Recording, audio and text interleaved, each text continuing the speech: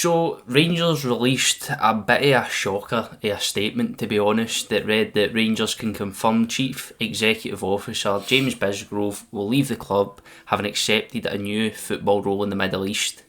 And it's been reported that Bisgrove is moving a newly promoted Al... Good you know luck. how to... Good luck.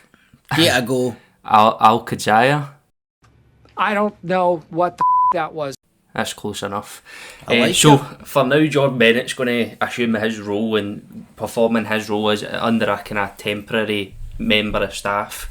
To be honest, there's been a mixed reaction on Twitter and on YouTube videos I've seen before. Aye. A completely mixed reaction to the way Bisgrove has performed at Rangers so I think far. it just sums Rangers up, to be honest. It's like, after that fucking devastating season, it's like, here we go again, another summer rebuild, and then the first news out of the club is like, here's your new leaked away kit, Aye. now you can buy it, now your CEO's leaving, and we're all like, what does this mean? Aye, Like, what does it mean? most people, or a lot of people, no most people, but a lot of people will be saying like, that's the wrong James who's leaving.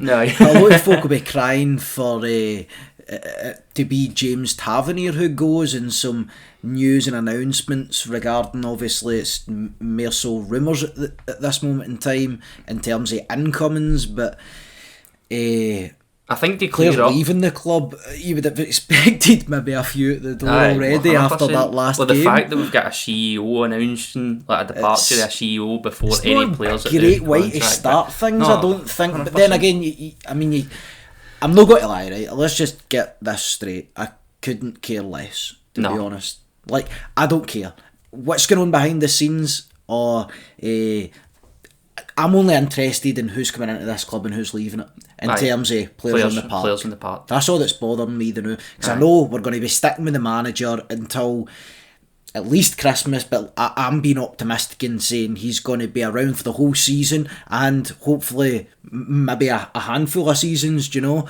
But I just want players in and players out, simple as. Oh, 100%. And we just clarify because what a CEO does at a club, a CEO pretty much is somebody who oversees the club, talking to folk from all sorts of departments, and also kind of has a hand in negotiating player sales, contracts, buying players, that kind of stuff. I mean, it's not going to make innovation, different projects, try to bring in money, sponsorship deals. Well, having a look at what Bisgrove's done, like the kind of positive and negative side of it, so the kind of positive is commercial revenue kind of went through the roof that was when he was a commercial director before, and then after Robertson ended up stepping up to that CEO role. In both of those times we've seen like kind of a big uptake in commercial revenue. Also the whole kind of Edmondson House situation, again that's on the fence. Some agree, some don't agree with the amount invested in it.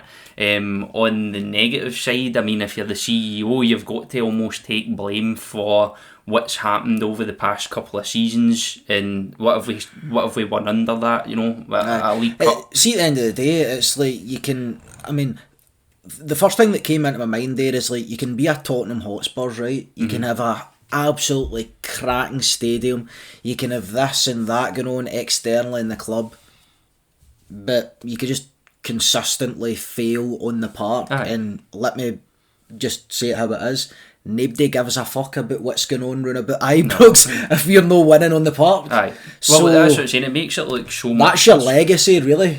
And at the same time, like, see if we'd have got through, we'd have won. Let's imagine we hypothetically won the treble this year. It's one of the ones where, you know, there's a good chance that he would have stayed. It might be a kind of...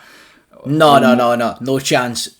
I understand where you're coming from, right? But when the Saudis come knocking, this is the things. The Saudis like a jailbreak now, because it doesn't matter. I mean, they can take Messi, Ronaldo, James Bisgrove. They want James Tavernier. They want Goldson. I think my dad's leaving to go to Saudi. I think it's when the Saudis come knocking. I mean, there's no many people are going to stay put. Who's the only person that stayed put? Mbappe, did he not get approached to go to Saudi? And he's like, no, I want to play like football, that like real football that's going to be recognised and at the end be of the part day, of history, and not just want that dosh. A club, if somebody comes up to you and you've not really any ties to the club you're at, and Saudi team says, here's a project and a shit ton of money. Mate, maybe this is like maybe this is fucking 4D chess by the whole Rangers board. It's like, we'll send Bisgrove to Saudi.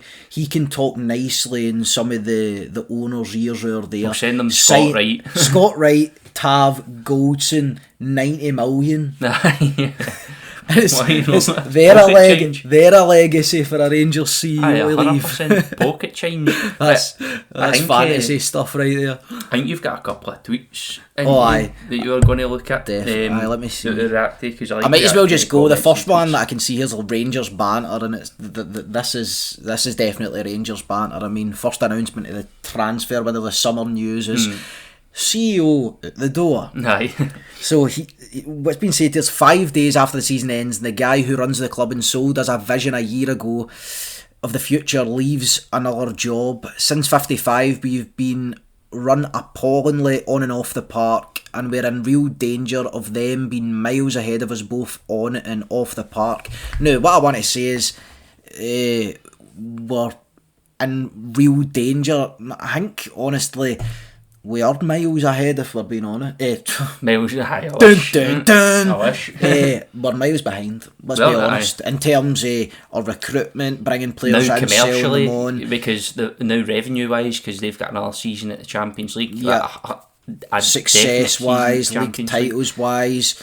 I mean, miles behind them off the park. We never won an Old Firm last year. I mean, tick that box. We need to just face facts. It is what it is. We're miles behind as well. Like, even in terms of board and stuff like that, like, to run a club successfully, you need to have that stability behind the scenes. You need to have that message. And it's like musical chairs at Ibrox, to be honest. It is 100%. Like, I mean, the managers we've had in and out the door, revolving door. The players we've had crazy in the door and probably going to get punted out the door. Like we've not really seen. I don't think we've ever seen as many failed signings in a Rangers. Well, there's no project. I think that's a big thing as well. You didn't really feel like there was that top to bottom project. And I think supposedly Dujon Sterling's applying for the job.